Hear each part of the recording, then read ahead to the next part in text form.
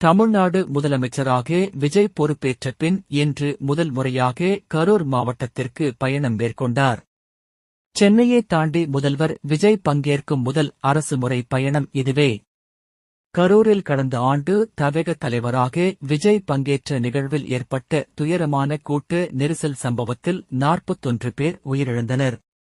இந்நிலையில் இன்றைய சுற்றுப்பயணத்தின் போது கூட்ட நெரிசலில் சிக்கி உயிரிழந்த 32 பேரின் குடும்பத்தினருக்கு அரசு பணிகளுக்கான பணி நியமன ஆணைகளை அவர் நேரில் வழங்குகிறார். கரூர் மாவட்டத்தில் நடைபெறும் நிகழ்விற்காக சென்னையில் இருந்து விமானம் புறப்பட்டு திருச்சி வந்தடைந்த விஜய் தொடர்ந்து சாலை மார்க்கமாக பிற்பகல் கரூர் வந்து சேர்ந்தார்.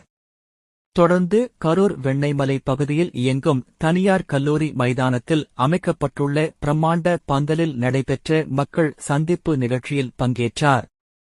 நிகழ்ச்சிக்கு வருகை தந்த முதல்வர் விஜய்க்கு வரவேற்பு அளித்த முன்னாள் அமைச்சர் எம்.ஆர்.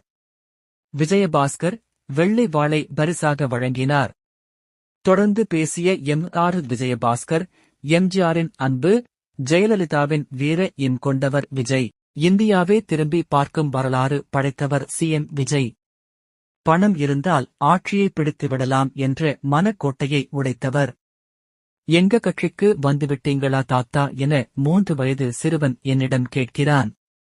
அரசியல் தெரியுமா என விமர்சிக்கப்பட்ட எம்ஜிஆர் இறுதி வரை முதல்வராக இருந்தார்.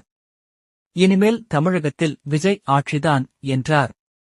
அதன் பின்னர் திரண்டிருந்த தொண்டர்கள் ஆதரவாளர்கள் மத்தியில் உரையாற்றிய முதல்வர் விஜய் பேசியதாவது: எவ்வளவு உயரம் சென்றாலும் சில வலிகளை மறக்க முடியாது.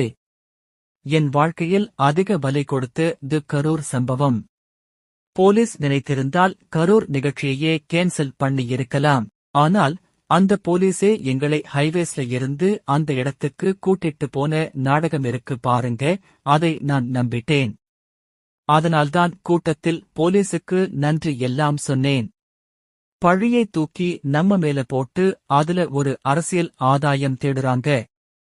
எழுந்திருக்கவே முடியாத அடியை திமுகவிற்கு கொடுக்கணும். பணமா ஜனமானு கேட்டா என் ஜனம்தான் எனக்கு முக்கியம். நான் சொன்னதைப் போல திமுகவால் சொல்ல முடியுமா? இந்த சம்பவத்தில் உயிரிழந்த 41 பேருக்கு கரூரில் நினைவு சின்னம் அமைக்கப்படும். இனி இப்படி ஒரு அரசியல் சூழ்ச்சியை யாரும் யோசிக்கவே கூடாதுங்கிறதுக்காக கரூரில் ஒரு நினைவு சின்னம் தவேக சார்பாக எழுப்பப்படும். டாக் லெஸ், ஒர்க் மோர் என்பதுதான் எங்கள் ஸ்டைல். பேச்சை குறை, வேலையை செய். இதுவே எங்கள் அரசியல், இதுவே எங்கள் கொள்கை. ஊழலை எல்லாம்